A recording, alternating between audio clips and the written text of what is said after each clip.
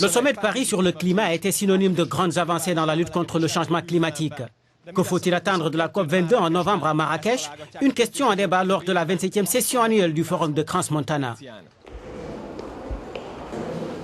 L'avenir de notre planète a été l'un des thèmes abordés lors de l'événement. Parmi les invités, la ministre de l'Environnement du pays hôte de la prochaine COP. Souvent, on entend que les changements climatiques, c'est une problématique des générations futures. Non, c'est une erreur. Les changements climatiques est un défi actuel de ce siècle et c'est une problématique qui fait que des peuples payent les conséquences au quotidien de ces changements climatiques. Le Maroc a fait de ce défi une priorité. Il a inscrit son objectif de transition énergétique vers des sources renouvelables dans sa constitution en 2009, une démarche chiffrée d'après un membre de l'Agence publique marocaine pour l'énergie solaire.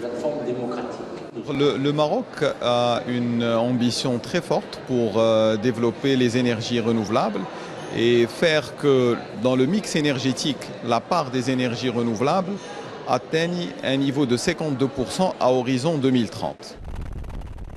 Au cœur de la révolution verte que le Maroc veut engager, le programme Nour qui prévoit la construction de 5 centrales solaires dans le pays d'une capacité totale d'environ 2000 MW. Le site Nour 1 a été inauguré à Ouarzazate en février dernier.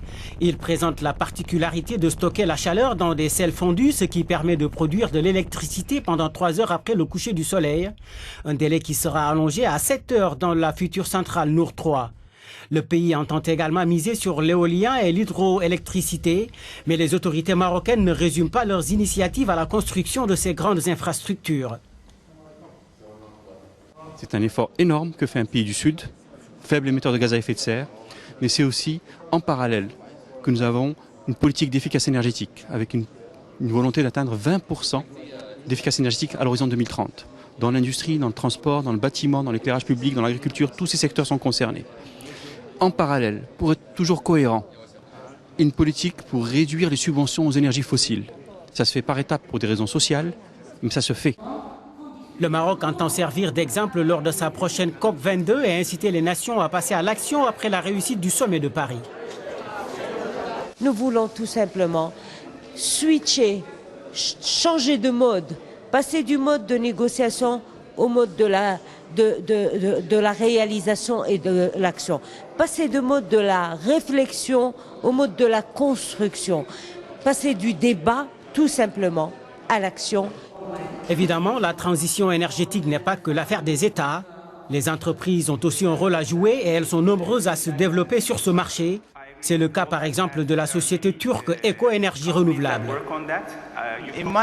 Pour moi, les pays ne devraient pas discuter de la part d'énergie renouvelable qu'ils veulent atteindre dans leur mix énergétique.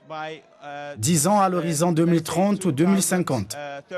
Ils devraient discuter de l'échéance à laquelle ils passeront à 100% d'énergie renouvelable. Ils devraient la déterminer dès cette année et s'engager à la respecter. Et on devrait tous travailler à remplir cet objectif. Nous saurons le 18 novembre à la clôture de la COP22 si elle a transformé l'essai de la précédente.